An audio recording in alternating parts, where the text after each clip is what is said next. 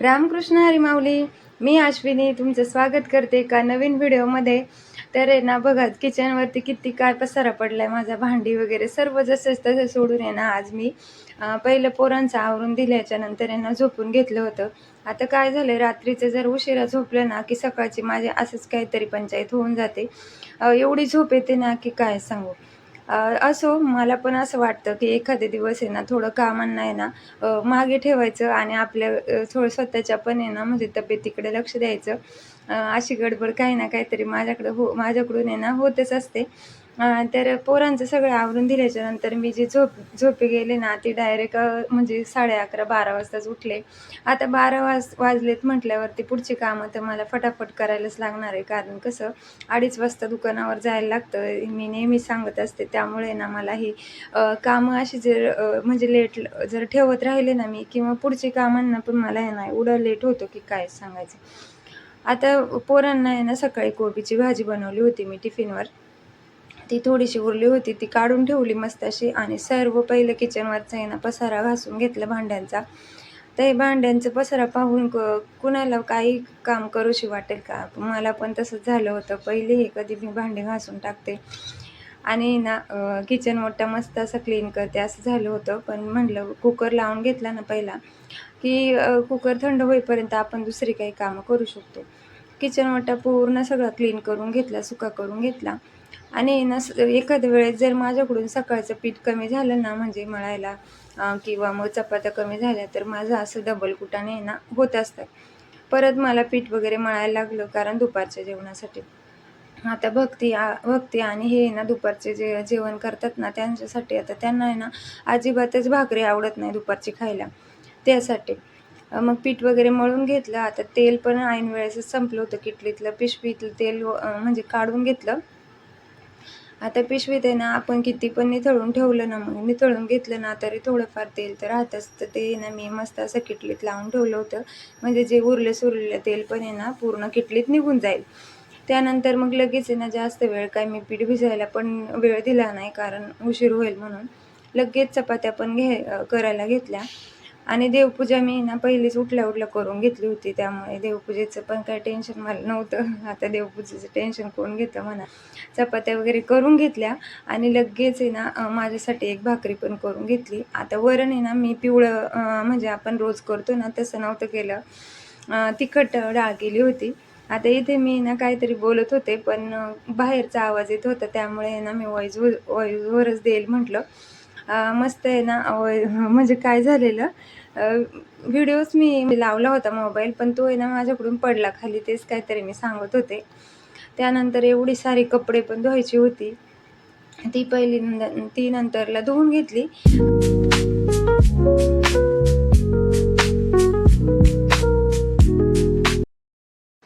आता एवढी सारी कपडे असली ना धुवायला की असं वाटतं वॉशिंग मशीन आपल्याकडे असते तर बरं झालं असतं ना. म्हणजे अर्जंट कामामध्ये ना पटकन मशीन लावली असती आणि माझं पुढचं काहीतरी काम एखादं त्याऐवजी झालं असतं. पण असो, माझ्याकडे अजून तर मशीन नाही आहे कारण यांचे टॉवेल वगैरे असतात, बेडशीट असतात ना, त्यामुळे मग मशीनची आठवण येते. बघू आता मी जेव्हा घेईल तेव्हा नक्कीच म्हणजे मला बरं वाटेल आणि मी नक्कीच घेण्याचा पण प्रयत्न करणार आहे. कारण माझ्याकडे ना मला वॉशिंग मशीनची असं वाटते खरंच खूप गरज आहे. त्यानंतर आहे ना ओली कपडे तर मी धुतलेली सर्व लावून घेतली म्हणजे वाळत घालून घेतली आणि जी सुकी कपडे होती त्यांच्या पण घड्या मारून घेतल्या लगेच. आणि मला आहे ना दुकानावर जायला जो ड्रेस घालायचा आहे तो पण काढून घेतला. त्यानंतर माझं आवरून घेतलं. आता मला आहे ना हे कॉटनचे ड्रेस आहे ना खूप आवडतात. म्हणजे त्यांच्या ओढण्या वगैरे एवढ्या मोठ्या असतात, मस्त असे गरम वगैरे काय होत नाही. पण एकच ड्रेस राहिला आहे माझ्याकडं हा. नंतर आहे ना टिकली वगैरे चेंज करून घेतली. आता 2-3 दिवसातून टिकली चेंज केली ना की मध्ये आधी पडायचं टेन्शन राहत नाही मला. आता ह्याचं पण टेन्शन येतं मला. का दुकानावर गेल्यावर एखाद्या वेळेस जर टिकली नसली ना की बरं नाही वाटत. नंतर मग आहे ना लगेच हळदी कुंकू वगैरे लावून घेतलं आणि जेवायला आहे ना ताट करून घेतलं. आता जेवणामध्ये मस्त अशी आहे ना तिखट डाळ होती, परत कोबीची भाजी, लोणचं आणि ज्वारीची भाकरी. मस्त जेवण करून घेतलं आणि म्हटलं आता चला जेवण तर झालंय आपलं, आता दुकानावर निघायची वेळ झाली आपली.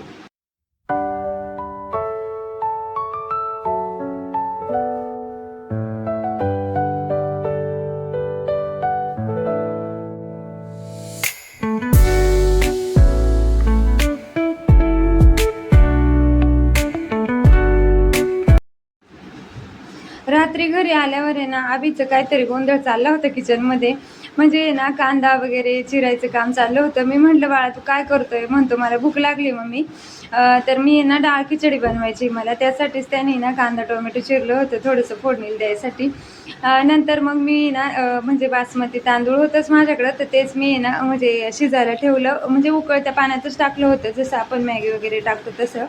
म्हणजे उकड काढून घेते म्हटलं तांदळाला, आणि चांगलं म्हणजे नाही का सुकी खिचडी होईल असं त्याचंच म्हणणं होतं. म्हणजे जे शिजलेल्या भाताचीच दरवेळेस करतो तो.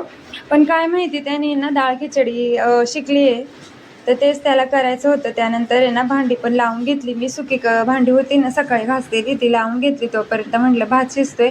आता ह्या कामांना आहे ना एवढा उशीर होतो की काय सांगू. नंतर मग आता म्हटलं मला तर काय थांबून चालणार नाही, आणि डाळ खिचडी तर काय आपल्याला सगळ्यांना होणार नाही, त्याला एकट्यापुरतीच करायची होती. तर असं आहे ना माझं काहीतरी गडबड चालली होती किचनमध्ये. नंतर भक्तीचा डबा आहे ना, तर तिने आज आहे ना पूर्ण संपून आली होती ना, त्यामुळे मी म्हटलं खुश होते, कारण तिची भाजी आवडीची होती ना त्यामुळं. आता कधी कधी तिला कोबीची भाजी आवडते, कधी कधी नाही आवडत. पण आज आहे ना पूर्ण डबा संपवला होता. थोडीशी चपाती राहिली होती, आणि आवीचं तर काय टेन्शन नाही, कारण त्याला आहे ना सगळ्याच भाज्या मस्त अशा आवडतात. त्यामुळं नंतर मग आहे ना डबे वगैरे त्यांचे सर्व घासून घेतले आल्यावर. तोपर्यंत तांदूळ पण शिजत होता. म्हटलं सर्व किचन वाटा पहिला आहे ना, मला रोज हेच काम असतं की बाबा स्वयंपाकाला लागायच्या आधी पहिला किचन वाटा क्लीन करून घ्यायचा. आणि हा छोटासाच वायफर मी आणलेला, तो एवढा उपयोगी येते ना किचन ओटा क्लीन करायसाठी. म्हणजे ना आपण जरी पाण्याने ओतून वगैरे धुतलं ना की फटाफट आपलं वायफर ओढायचा की किचन ओटा सुकून जातं मस्त असा. कांदे आणले होते ते भरून ठेवले. आता हे ड्रम आहे ना ते पण मला खाली करून ठेवायचं होतं, ते खाली करून घेतलं. मस्त स्वच्छ धुवून वगैरे ना मस्त घासून सुकायला ठेवलं बाहेर. हांडा पण जो एक मी न वापरताय ना तो पण मस्त असा धुवून वगैरे सुकून ठेवला. म्हटलं वरती माळ्यावर ठेवून देता येईल. आता पाणी भरपूर येते त्यामुळे स्टोरेजची काही गरज पडत नाही. तोपर्यंत भात पण मस्त असा शिजला होता, तो आहे ना असा येळवण करून घेतला, म्हणजे त्यातलं पाणी निथळून घेतलं. आता म्हटलं पुढचं काम बाबा तू कर. तर त्याचे असेच नखरे चालले होते बघा, उडवते काय किचनमध्ये असे ना, आला ना तो की काय ना काय तर त्याची शायनिंग मारायचीच असते त्याला. आता तुम्हाला मी सांगितलंच नव्हतं का अभि आहे ना, म्हणजे 8-10 दिवसापूर्वी ना एका हॉटेलवर जात होता. म्हणजे आमच्या गावाल्याचंच हॉटेल आहे, तिथं तो शिकला होता डाळ खिचडी करायला. म्हणजे रोज कॉलेजवरून आलं ना की 7-8 वाजता तिकडे जायचं त्यांना मदत करायला थोडीशी, कारण त्यांचं आहे ना म्हणजे हाताखालचा जो पोरगा होता तो गावी गेला होता म्हणून. तर तिथं याचं आहे ना असं शिकला होता तो डाळ खिचडी बनवायला त्या काकांची बघून वगैरे. तर त्याचं म्हणणं भरपूर दिवसापासून चाललं होतं, मम्मी मला अशीच डाळ खिचडी बनवायची. आता रोजचा जो भात उरतो ना म्हणजे दुपारी बनवलेला, तो संध्याकाळी कॉलेजवरून आल्यावर त्याने 2-3 वेळा बनवलं होतं, पण अशी त्याला बनवायची होती. म्हटलं ठीक आहे बाबा कर. पण एवढी भारी बनवली होती ना, मग त्याला पापड पण तळून पाहिजे होते. म्हणजे डाळ खिचडी तर बनवलेली त्यांनी छान अशी. आणि नंतर मग मी आहे ना त्याला म्हटलं बाबा तेल वगैरे तुझ्या अंगावर उडायची भीती वाटते, कारण तुला कधी सवय नाही, तर मी पापड तळून देते. तर त्याचं म्हणणं होतं मीच तळतो पापड, पण मी दिले त्याला पापड वगैरे तळून. मग त्याने मस्त अशी ना वाढून घेतली डाळ खिचडी. मला म्हणत होता मम्मी तू पण खा. म्हटलं नको, आता मला स्वयंपाक वगैरे करायचा आहे, परत संध्याकाळी भूक राहणार नाही. मग आता भूकमोड झाल्यावर तर मी म्हटलं बाबा माझ्या भाज्या आहे ना मला साफ करायच्या, ते मी बसते साफ करत, तू आपलं तुझं खा आणि मग दुकानावर जायचं तर जा, नाही तर मग आपलं काहीतरी वाचन करत बस. आता त्याचं आणि वाचनाचा तर दूरचा संबंध नाही आहे, फक्त मोबाईल बघायचा असतो त्याला. मस्त मी ना दोडका पेरू वगैरे आणलं होतं, परत लाल माठाची भाजी वगैरे सर्व साफ करून ठेवली, कोथिंबीर आणलेली ती पण. आणि नंतर आहे ना मग म्हटलं चला आता स्वयंपाकाला लागूया. तर आज आहे ना दोडक्याचं कालवण करायचं होतं मला. दोडक्याचं कालवण मी दरवेळेस वाटण घालूनच करते, म्हणजे कांदा खोबऱ्याचं काळ्या मसाल्यामध्ये, कारण आमच्याकडे आहे ना बरीचशी कालवण आहे ना काळ्या मसाल्यातच केली जातात. मग यांना आहे ना अजिबात असं वेगळं काही केलं की आवडत नाही. पण आज आहे ना मला चपात्या करायच्या होत्या ना संध्याकाळी, त्यासाठी मी म्हटलं नको तसं नको करायला, आपलं असं मस्त खोबरं म्हणजे कांदा टोमॅटो वगैरे फोडणीला घालून करूया. मग त्या पद्धतीने मी केलं होतं कालवण. मस्त झालं होतं. नंतर चपात्या पण लाटून घेतल्या सर्व अशा. आणि यांना पण नंतर संध्याकाळी आल्यावरती मला म्हणजे विचारत बसले की बाबा हे असं काय कालवण केलंय. म्हणलं खाऊन बघा चपाती बरोबर, असंच छान लागेल.